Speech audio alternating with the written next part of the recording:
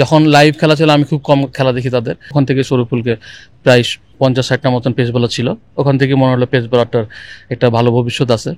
Clemon, Dinajpur Clemon academy থেকে আমাদের Khaled Masud pilot, ও যে একাডেমিতেই করে, মানে ক্লেমন যে অ্যাম্বাসেডার, ওখান থেকে তার অনেকগুলো একাডেমি, দিনাজপুর, রাজশাহী, তারপর হচ্ছে আপনার ঢাকায় বিভিন্ন জায়গায় যে 5-7টা একাডেমি আছে, ঠিক এরকম প্রতি বছরই একটা স্কিল ক্যাম্প করে থাকে পাইলট ভাই। ওই ক্যাম্পে যাওয়া, আমার দিনাজপুর ক্লেমন একাডেমিতে যাওয়া, ওখান থেকে শরীফুলকে প্রায় 50-60টা মতন পেস বোলার ছিল, ওখান থেকে মনে হলো পেস বোলারটার একটা ভালো ভবিষ্যৎ আছে।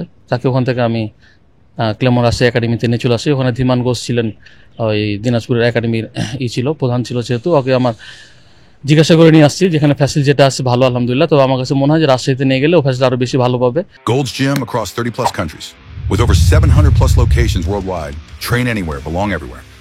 আর এখন এজ ভিত্তিক যে সামনে খেলা আছে, এজ ভিত্তিকটা আমার জেলা থেকে খেলাতে পারলে ওর জন্য সুবিধা হবে এই জায়গায়। তো এইভাবে তাকে নিয়ে আসা, ওখানে প্র্যাকটিস করালাম, ক্লেমন রাজশাহী একাডেমিতে ভর্তি থাকা, এগুলো সব কিছু তাকে ফ্রি করে দিয়েছিলাম, বেতনও ফ্রি করে দিয়েছিলাম পাউট ভাইয়ের মাধ্যমে। তারপরে যখন এজ লেভেল খেলাটা হয় চাপানগঞ্জের হয়ে, তাকে 18 খেলায় 2 বছর, ওখান থেকে তার লাইফটা অ্যাকচুয়ালি স্টার্ট। ওকে, এই মানে আমরা বলতে পারি যে আসলে শরীফুল ক্লেমন লিগ থেকে আসলে মানে ওইখান একটা ক্লেমন একাডেমি থেকে উঠে আসছে।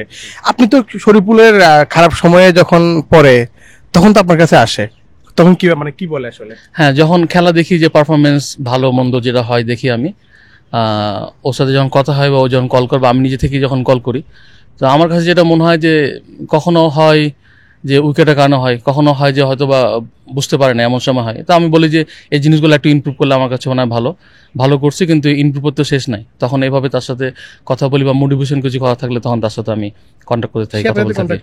যখন খারাপ খেলে, যখন প্রিয় কোচ ছোটবেলার কোচের কাছে কিভাবে আসে? না, ও কল করে বলে যে স্যার দেখছেন, যে হ্যাঁ দেখছি আমি খেলা, পরে দেখছি আমি। যখন লাইভ খেলা ছিল আমি খুব কম খেলা দেখি তাদের, কারণ নিজের ভিতরে একটা টেন্স কাজ করে, এই জন্য দেখা হয় না।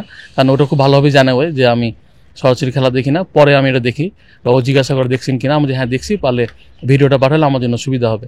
তখন হয়তো আমি বসে বসে দেখি, তখন ও আমাকে বলে যে কি দেখলেন, নামছে না ঠিক আছে, তবে আরও পারফেকশন নিয়ে আসতে হবে মনে হয়, কারণ ইন্টারন্যাশনাল লেভেলে এতটা মানে 19-20 কোনো কিছু হবে না, 100 তো 100 হতে হবে, তাহলে মনে হয় যে ইন্টারন্যাশনালটাকে আমি অ্যাচিভ করতে পারবো।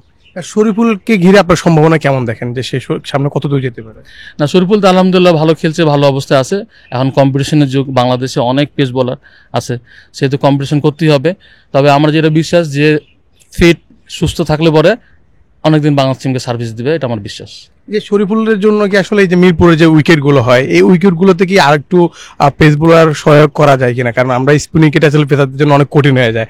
পেসাররা, আমরা একটা ইয়েতে পড়ছিলাম যে পেসাররা আসলে মন বড় লাগে পেসারদের, কারণ পেসাররা ইঞ্জুরিতে গেলে অনেকদিন থাকে, তারপর মাঠে স্পিন উইকেটে অনেক সময় অনেক মোকাবেলা করতে হয়। তো এগুলো আসলে কতটা উন্নতি করা উচিত? মিরপুর উইকেটে আসলে যখন থেকে মিরপুর উইকেট হয়েছে, আমি যখন খেলছি মিরপুর উইকেটটা অ্যাকচুয়ালি প্রথম থেকে এমনই, হয়তো কালো মাটির জন্য যেভাবে চাই হয়তো করতে পারে না, যারা ওখানে গ্রাউন্ডসম্যান আছে তারা ভালো বলতে পারবেন। কিন্তু আদার্স আমাদের যেগুলো বাইরে উইকেটগুলো আছে, আমাদের হয়তো বা রাজশাহী বলেন, আপনি বগুড়া বলেন, বা ফতুল্লা যখন খেলা হতো, এখন হয়তো ফতুল্লা রেডি করতেছে, বা খুলনা বলেন, ওসব উইকেট কিন্তু ট্রু, আপনি যদি এফোর্ট দেন আপনার বোলিংয়ে সেরকম টান থাকবে, আপনি এফোর্ট দিবেন না, সলিড ব্যাটিং উইকেট। সো ওইসব জায়গায় যদি বেশি বেশি খেলা হয়, তাহলে আমার মনে হয় যে বোলাররা যেন বেনিফিটেড হবে, আমার মনে হয় ব্যাটসম্যানরাও বেনিফিট হবে এসব জায়গায়।